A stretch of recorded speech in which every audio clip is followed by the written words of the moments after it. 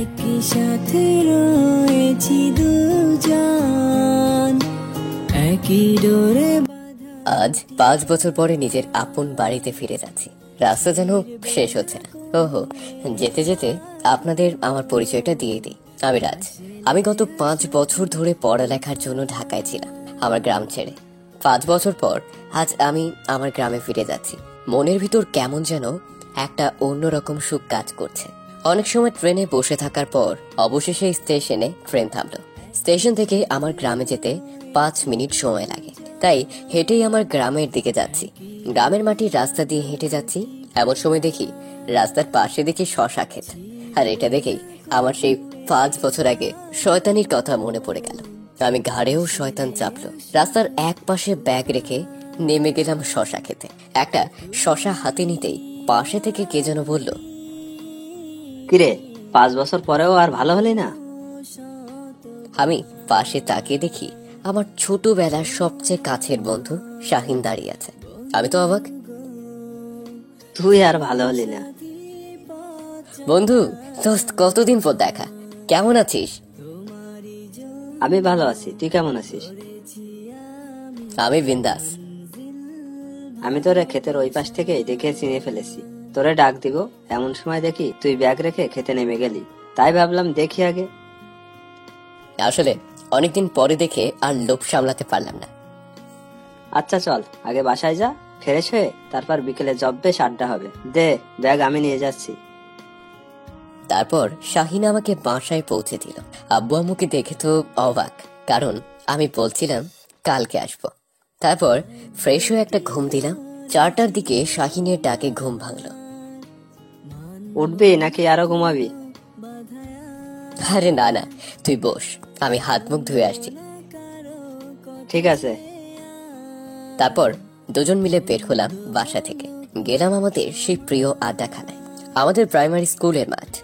ওখানে সবার সাথেই দেখা হলো। দোস্ত, তুই নাই, আর এইদিকে আমরা ওসব ফাজলামি বা চুরি করতে পারি না, বলতে পারিস প্রায় ভদ্র হয়ে গেছি।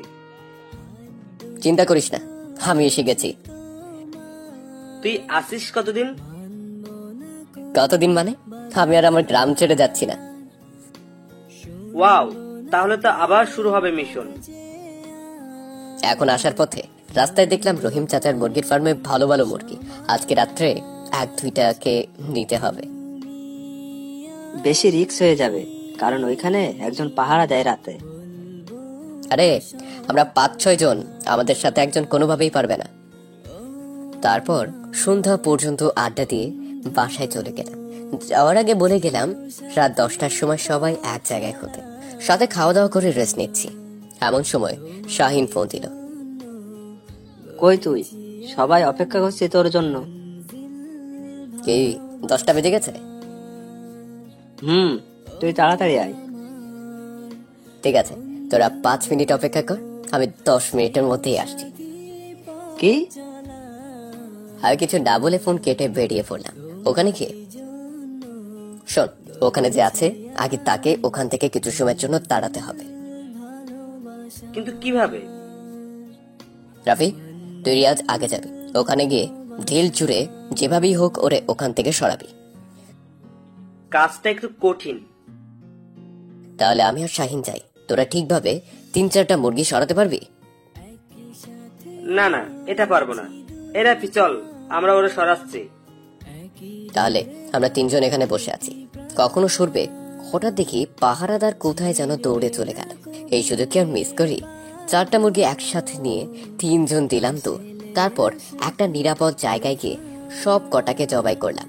তারপর রান্না নিয়ে হলো এক ঝামেলা। কার বাসায় কিভাবে রান্না করব এটা নিয়ে রাফির ঘাড়ে চাপানো হলো।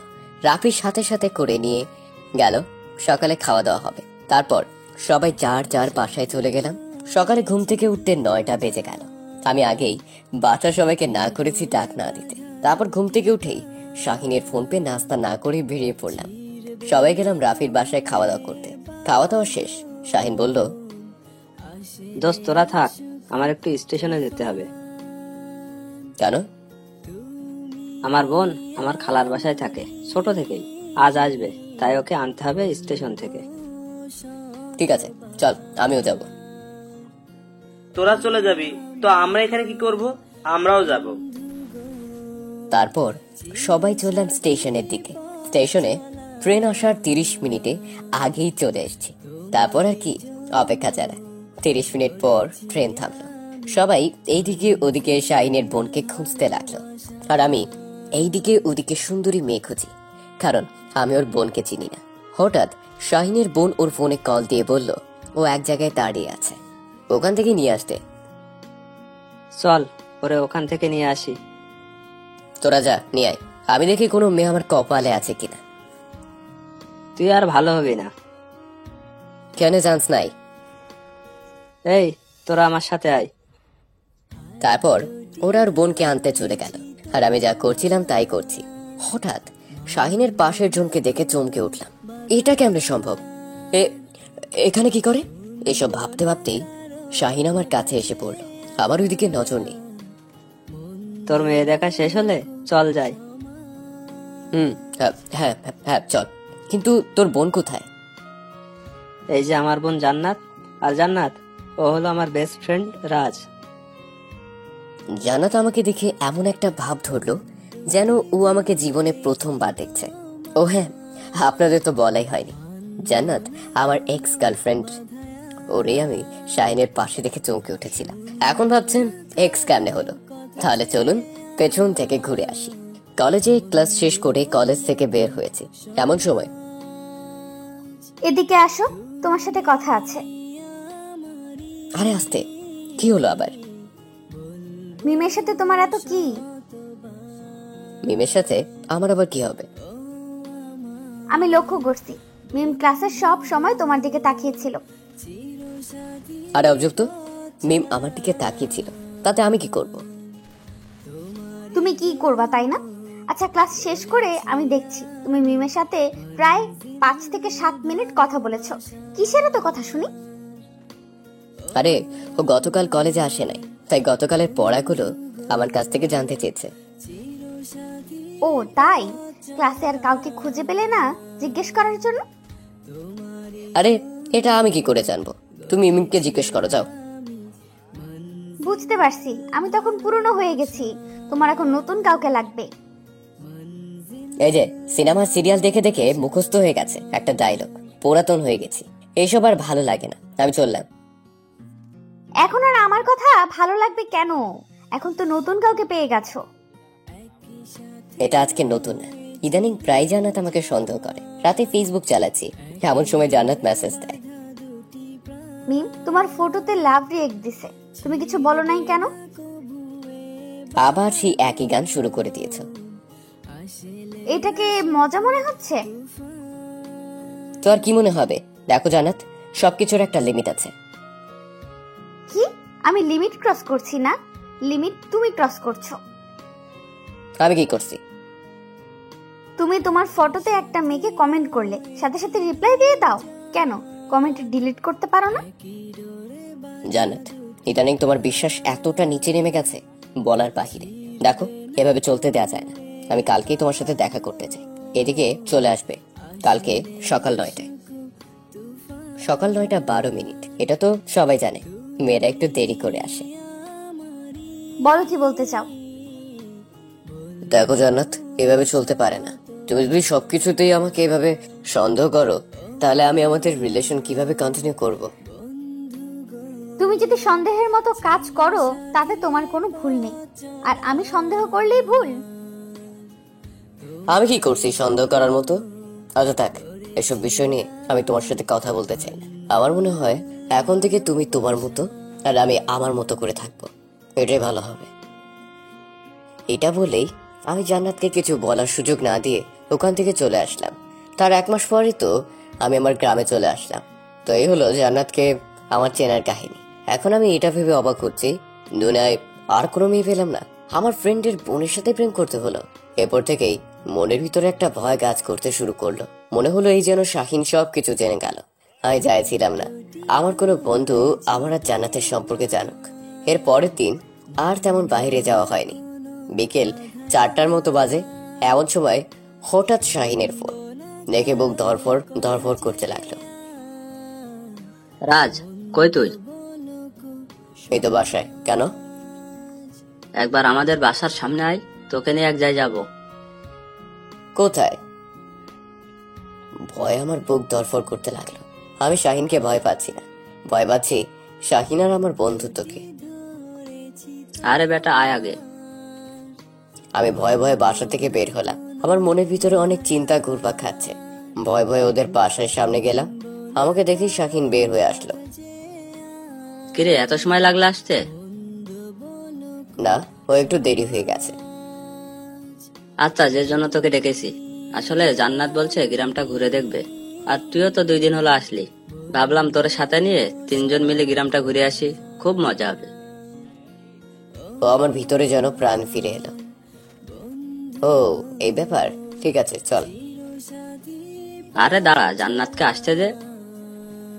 ও হ্যাঁ, ঠিক তখনই জান্নাত ঘর থেকে বের হয়ে আসলো।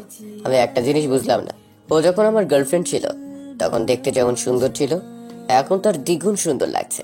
এক্সকে এত সুন্দর লাগে কেন? রাজ, হে রাজ, হুম, চল। ও হ্যাঁ চল। তারপর আমরা 3জন মিলে অনেক ঘোরাঘুরি করলাম। এর মধ্যে জান্নাতের সাথে আমার একটা কথা হয়নি। অনেক ঘোরাঘুরি করে সন্ধ্যার দিকে বাসায় ফিরলাম। রাতে হঠাৎ একটা অপরিচিত নাম্বার থেকে কল আসলো। আমি রিসিভ করলাম। প্রায় 1 মিনিট হ্যালো হ্যালো করলাম, কিন্তু ওপাশ থেকে কোনো উত্তর আসেনি। তারপর আবার ফোনটা কেটে দিল। আমি ভাবলাম হয়তো নেটওয়ার্ক সমস্যা হয়েছে, তাই আমি আবার ফোন দিলাম, কিন্তু কেটে দিল। পরে আমি ভাবছি হয়তো কেউ ভুল করে দিয়েছে। এর পরের দিন সকালে ঘুম থেকে উঠে ফ্রেশ হয়ে নাস্তা করে বাসা থেকে বের হব, এমন সময় দেখি শাহিন, জান্নাত আর ওর আম্মু আমাদের বাসায় হাজির। আমি কিছু ভাবতে যাবো এর আগেই, কি দোস্ত, সারপ্রাইজটা কেমন দিলাম? আসলে আম্মু বলেছিল তোকে দেখে না অনেক দিন ধরে, আর তুই তো আমার বাসায় যাবি না, তাই সোজা তোর বাসায় হাজির। কেমন আছো বাবা? কতদিন পর তোমাকে দেখছি। জি আন্টি, আমি ভালো আছি। আপনি কেমন আছেন? আমিও ভালো আছি। ও হ্যাঁ, ও হচ্ছে আমার মেয়ে জান্নাত। কেমন আছেন ভাইয়া? কি, আমাকে দেখতে ভাইয়ের মতো লাগে? আম্মু, ওদের আগেই পরিচয় হয়ে গেছে। আন্টি চলেন, ভিতরে চলেন। শাহিন আয়। জান্নাতের দুষ্টু হাসিটা আমাকে চিন্তায় ফেলে দিল। আমি ভিতরে গিয়ে আরো অবাক। আম্মু আপু সবাই জানে ওরা আসবে, আমি জানি না শুধু। আসলে কালকে রাতে আমি আন্টিকে ফোন করে বলেছি আমরা আসবো, আর তোকে না জানাতে বলছি। আই তোরা সর। জান্নাত, তুমি এইদিকে আসো। কেমন আছো বলো? জি আপু, আমি ভালো আছি। আপনি কেমন আছেন? আমিও ভালো আছি। আপু, আমি কি বাসাটা ঘুরে আসতে পারি? এইটা কেমন কথা? এইটা আবার আমাকে জিজ্ঞেস করার কি আছে? আইরাস, যা, জান্নাতকে নিয়ে উপরে আমাদের বাসাটা ঘুরিয়ে দেখে নিয়ে আয়। এই খেয়েছে রে। আপু, তুমি দেখিয়ে নিয়ে আসো, আমি এখানে আছি। যাবি নাকি আমি আসবো? এটা শুনে ফিক ফিক করে হেসে দিল জান্নাত। আর আমি ভাবছি আমার কপালে কি আছে। হঠাৎ করেই, ভালোই আছো দেখছি। নতুন মেয়ে খুঁজছো দেখলাম। আমি ওটা এমনি মজা করে করেছি। না না, সমস্যা নেই। আমি তো আর তোমার গার্লফ্রেন্ড না। তো তোমার গার্লফ্রেন্ডের কি খবর, কেমন আছে? থাকলে তো জানবো। তাই? তোমার মতো এত স্মার্ট একটা ছেলের গার্লফ্রেন্ড নেই, এটা কেমনে মেনে নেব? এখানে মিথ্যা বলার কি আছে? আর আমি এখন কোনো মেয়ের সাথে কথা বলা তো দূর, তাকাইও না। ও তাই, ভালো। ঠিক আছে, চলো নিচে চলো যাব। তারপর নিচে নেমে আসলাম। কি জান্নাত, বাড়ি দেখা শেষ? হ্যাঁ আপু, দেখছি। এরপর সবাই একসাথে খাওয়া দাওয়া করে অনেক সময় আড্ডা দিলাম। 11টার দিকে ওরা সবাই চলে গেছে। বিকেলে একা একা হাঁটছি, এমন সময় পেছন থেকে কে যেন ডাক দিল। পেছনে তাকিয়ে দেখি মাইমুন আমার পাশের বাড়ির। বলো। আপনাকে কিছু বলতে চাইছিলাম। বলো। আসলে আমি বলতে চাইছিলাম, বলো। আসলে আমি আপনাকে ভালোবাসি। তুমি কোন ক্লাসে যেন পড়ো? 7-এ। তুমি জানো আমি কোন ক্লাসে পড়ি? আমি তোমার কত বড় হব? ভালোবাসার কোনো বয়স নেই। খুব পাকা পাকা কথা শিখেছ। আচ্ছা, তুমি আগে এসএসসি পাস করো, তারপর যদি মনে হয় আমি তোমার জন্য ঠিক, তাহলে আমার সাথে দেখা করো। কিন্তু কোনো কিন্তু নাই, এখন যাও, বাসায় যাও। তা না হলে আমি তোমার আম্মুর কাছে বিচার দেব। যাও। তারপরও রাগ করে চলে গেল। আজকালকার মেয়েরা একটু হাঁটা চলা শিখতেই প্রেমের ভূত মাথায় চলে আসে। হঠাৎ করেই পাশে থেকে কে যেন বলল, আমি কোনো মেয়ের সাথে কথা বলি না, কোনো মেয়ের দিকে তাকাইও না। পাশে তাকিয়ে দিয়ে জান্নাত বুঝতে বাকি থাকলো না ও কথাগুলো আমাকে বলছে। ও হ্যালো, ওখানে কথার বিষয়টা তুমি জানো না। ও আমার কথার পাত্তা না দিয়ে চলে গেল। আমি একটা জিনিস বুঝলাম না, ওর সাথে তো আমি ব্রেকআপ করছিলাম, তাহলে ওর প্রতি আমার এত টান কেন? কথাগুলো আমার মাথায় ঘুরছিল, কিন্তু কোনো উত্তর পাচ্ছিলাম না। একটু পরেই শাহিন ফোন দিল। দোষ, আমাকে একটা উপকার করে দিতে হবে। কি? জান্নাত বলেছে ওর নাকি কি কেনাকাটা করতে হবে, আর আমার একটু কাজের জন্য এক জায়গায় যেতে হবে। তাই যদি কালকে সকালে ওরে নিয়ে একটু মার্কেটে যেতি। আচ্ছা ঠিক আছে, আমি নিয়ে যাব। ধন্যবাদ দোস্ত। পরের দিন সকালে ঘুম থেকে উঠে ফ্রেশ হয়ে নাস্তা শেষ করে উঠলাম, তখনই শাহিন ফোন দিল। দোস্ত চলে আয় এখন। এখন এত সকালে? কয়টা বাজে দেখছিস? ওরে বাবা, এত বেলা হয়ে গেছে, 11টা বেজে গেছে। আমি 10 মিনিটের মধ্যে আসছি, তুই তোর বোনকে বল রেডি হয়ে থাকতে। ঠিক আছে। তারপর রেডি হয়ে গেলাম ওদের বাসার সামনে। ওখান থেকে শাহিনকে ফোন দিলাম। এই কই তুই? আমি দাঁড়িয়ে আছি। ওপাশ থেকে জান্নাত পাশ থেকে বলে উঠলো, কেন ভাইয়া, আমরা কি পাগলা গারোতে থাকি যে ভেতরে আসা যাবে না? শুনলি জান্নাত কি বললো? আচ্ছা, ওকে রেডি হয়েছে? হলে পাঠিয়ে দে। হ্যাঁ ও রেডি, দাঁড়া ও আসছে। 2 মিনিট পর জান্নাত বেরিয়ে আসলো। চলেন ভাইয়া। কি ভাইয়া? আমাকে তোমার ভাইয়ের মতো লাগে।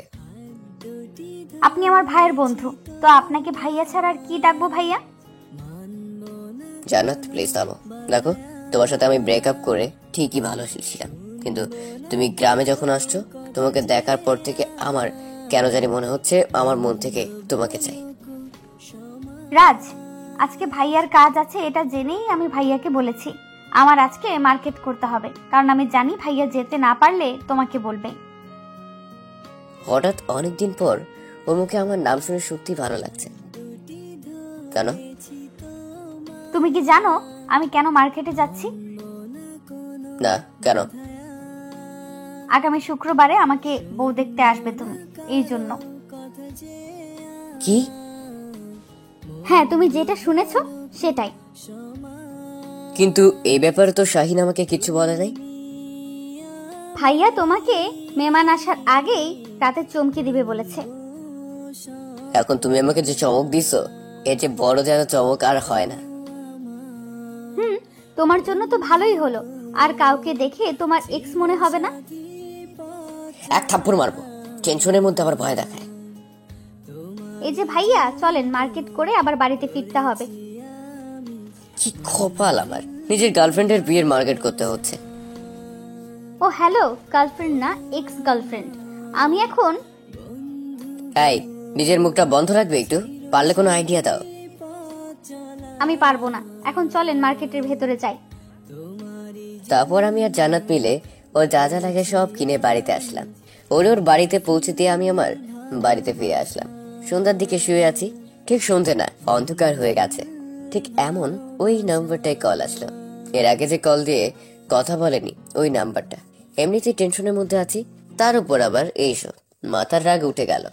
ফোন ধরে, এই আপনার কি কোনো কাজকর্ম নেই মানুষকে বিরক্ত করা ছাড়া? এই আস্তে আস্তে একটু দম নাও, আমি জান্নাত। হ্যাঁ, এটা তোমার নাম্বার? নতুন সিম।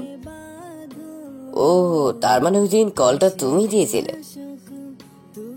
এই না, মানে মানে আমি কেন দিব, হয়তো ভুল করে চলে গেছে। ও হ্যাঁ, আমার যা বোঝার আমি বুঝে নিয়েছি। এই তুমি কি বুঝছো? কি বুঝছো বলো? না না, কিছু না। আচ্ছা বলো, তোমার জামাই কি করে? শুনছি কি যেন সরকারি চাক। 1 মিনিট, আমার জামাই মানে কি? তোকে খুন করে ফেলবো কুত্তা। একদম হাসবে না, আমি কিন্তু ফোন কেটে দিব। আচ্ছা ঠিক আছে, সিরিয়াস কথা বলি। ওনাকে বলে আমার জন্য একটা চাকরি ম্যানেজ করে দিও। আমি ফোন কেটে দিলাম, তুমি ভালো এই না না, আর বলবো না। প্লিজ চলো না, আমরা পালিয়ে যাই। দেখো জান্নাত, আমরা যদি পালিয়ে যাই তাহলে শুধু তোমাকে আমি আর আমাকে তুমি কাছে পাবে, আর আমার বন্ধুত্ব, তোমার পরিবারের সাথে আমার পরিবারের সম্পর্ক সবকিছু শেষ হয়ে যাবে। হয়তো আমরা সুখী হতে পারবো, কিন্তু আমাদের পরিবার কখনো সুখী হতে পারবে না। তাহলে আমরা কি করব? আচ্ছা তুমি কোনো চিন্তা করো না, আমি দেখছি কি করা যায়। আর আগে লোক আসুক, দেখুক। দেখতে আসলে তো আর বিয়ে হয়ে যায় না। আমি কিচ্ছু জানি না, তুমি যেভাবেই হোক বিয়ে বন্ধ করো। আরে ধুর পাগলি, এইসব কিচ্ছু হবে না, তুমি নিশ্চিন্তে ঘুমিয়ে পড়ো। তারপর ওরে কোনো রকম বুঝিয়ে ঘুমাতে পাঠালাম, আর আমি আছি টেনশনে কি করা যায়। কালকের দিন পরে শুক্রবার। আচ্ছা আগে দেখি কি করা যায়। পরের দিন সকালে ঘুমের মধ্যে ছিলাম, শাহিনের ফোনের সাথে ঘুম থেকে উঠে গেল। বল। কিরে, তুই এখনো ঘুমের মধ্যে? তাড়াতাড়ি ঘুম থেকে উঠে ফ্রেশ হয়ে আমাকে ফোন দে। আর এখন কোনো প্রশ্ন নেই, আগে ফ্রেশ হয়ে আয়। তারপর ঘুম থেকে উঠে ফ্রেশ হয়ে নাস্তা শেষ করে শাহিনকে ফোন দিলাম। এবার বল। তুই এখানে আয়। ঠিক আছে, আসছি। তারপর ওখানে গেলাম। এখন তো বল কি হয়েছে। শোন, কথাটা তোকে আগেই বলতাম, কিন্তু ভাবলাম আগে বললে মজা থাকে না। শোন, কালকে জান্নাতকে পাত্রপক্ষ দেখতে আসবে। কি সত্যি? এমন ভাব ধরলাম যেন আমি আগে কিছুই জানতাম না, যাতে শাহিন কিছু বুঝতে না পারে। হ্যাঁ, তুই ঠিক শুনছিস। এখন চল, আজকে অনেক কাজ করতে হবে তোকে। তারপর আমি আর শাহিন মিলে কালকের জন্য সব আয়োজন করলাম। সন্ধ্যায় বাসায় ফিরছি, রাতে খাওয়া দাওয়া করেই ঘুমিয়ে পড়ছি। শুক্রবার সকাল 8টার দিকে শাহিন আমাকে বাসা থেকে নিয়ে গেল ওদের বাসায়। ওখানে গিয়ে মেহমানদের জন্য সব আয়োজন করলাম। দোস্ত, দেখ তো জান্নাতকে ওরা রেডি করছে কিনা। মেহমান চলে আসছে কাছাকাছি। ওখানে গিয়ে দেখলাম সবকিছু রেডি। জান্নাত আমাকে কিছু বলতে চেয়েছিল, কিন্তু আমি বলার সুযোগ দেইনি। তারপর পাত্রপক্ষ জান্নাতকে দেখলো, ওরা এখানে মতামত জানিয়ে দিল জান্নাতকে ওদের পছন্দ হয়েছে। পাত্রপক্ষ চলে যাওয়ার পরে বাড়ির সবার সামনে জান্নাত বলে উঠলো, রাজ ভাইয়া, আপনার সাথে কিছু কথা ছিল। হ্যাঁ? ও বলছে তোকে কি যেন বলবে। তারপর জান্নাতের রুমে গেলাম। এখন কি করবে বলো? সবকিছু তো ঠিক হয়ে গেছে। দেখো জান্নাত, ভাগ্যে যা আছে তাই হবে। আমি মানি না এই ভাগ্য, যে ভাগ্যে তুমি আমার জীবনে নেই। এখানে তোমার বা আমার কিছু করার নেই। ভাইয়াকে সব খুলে বলবো। হঠাৎ করে? আমাকে কিচ্ছু বলতে হবে না, আমি সব শুনেছি। শাহিন দোস্ত, তুই আমার কথা শোনাকে। যা সর, কিসের দোষ? তুই আমার বন্ধু হতে পারিস না। প্লিজ তুই 2 মিনিট সময় দে আমাকে। কি হয়েছে রে শাহিন? কিছু হয়নি আন্টি। শাহিন প্লিজ 2 মিনিটের জন্য নিচে চল। তারপরে প্রায় জোর করে নিচে নিয়ে আসলাম। বল, কি বলবি? তারপর আমি ওকে শুরু থেকে এখন পর্যন্ত যা কিছু হয়েছে সবকিছু খুলে বললাম। শোন, তুই আমার বন্ধু হয়ে আমাকে ধোকা দিয়েছিস। বিশেষ কর আমি মানে জানতাম না জান্নাত তোর বোন। আজ শুক্রবার, আগামী সোমবারে জান্নাতের বিয়ে দিব। তোরে যেন আমাদের বাড়ির আশেপাশে না দেখি। বলেও ভিতরে চলে গেল। এখন আমি পড়ে গেলাম টেনশনে, কি করা যায়। জান্নাত তো পাগলামি শুরু করে দিবে, আর এদিকে আমার এতদিনের বন্ধুত্ব নষ্ট হয়ে যাওয়ার পথে। আমি কি করব এখন? টেনশনে মাথা ব্যথা শুরু হয়ে গেছে। হঠাৎ জান্নাতের ফোন বেজে করতেই, এই জান্নাত, তোর ফোনটা কই? ওটা আমাকে দে। এখন থেকে তোর আর ফোন চালানো দরকার নেই। এরপরে ফোনটা কেটে গেল। পাশের দোকান থেকে একটা সিগারেট নিয়ে দৌড়িয়ে একদমই টানতে থাকলাম, কিন্তু কিছুতে কিছু হচ্ছে না। ভাবলাম রাফিকে সব বলবো কিনা, পরে ভাবলাম হয়তো বলা ঠিক হবে না, আবার ভাবলাম বলেই দেই। তারপর রাফিকে ফোন দিলাম। রাফি, কই তুই? বাসায় আছি। কেন? এখানে তাড়াতাড়ি আয়। কিন্তু কেন? আরে আয় না। আচ্ছা ঠিক আছে, তুমি দাঁড়াও, আমি আসছি। কিছু সময় পর। বলো কি হয়েছে? আর তুই এইভাবে মাটিতে বসে আছিস কেন? বস এখানে। এখানে? হ্যাঁ বস, কোনো সমস্যা নেই। এবার বল কি হয়েছে। তারপর রাফিকেও সবকিছু বললাম। এই সমস্যাটা হওয়ার আগে বলতে পারলি না? সমস্যা হওয়ার পরে বলতে হলো? দোস্ত, আমি মদ খাবো, তুই ব্যবস্থা করে দে।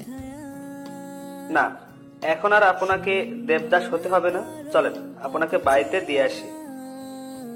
তারপর ও আমাকে বাসায় পৌঁছে দিয়ে গেল। রাতে আর খাওয়া দাওয়া করিনি, বলছি রাফির বাসায় খেয়ে আসছি। সকালে রাফি ফোন দিল। দোস্ত, আমি এখন শাইনের সাথে কথা বলবো, তুই লাইনে থাক, কোনো কথা বলবি না। আচ্ছা ঠিক আছে। তারপরও শাহিনীর কাছে গেল। শাহিন, রাজ আমাকে কালকের ঘটনা সব বলেছে।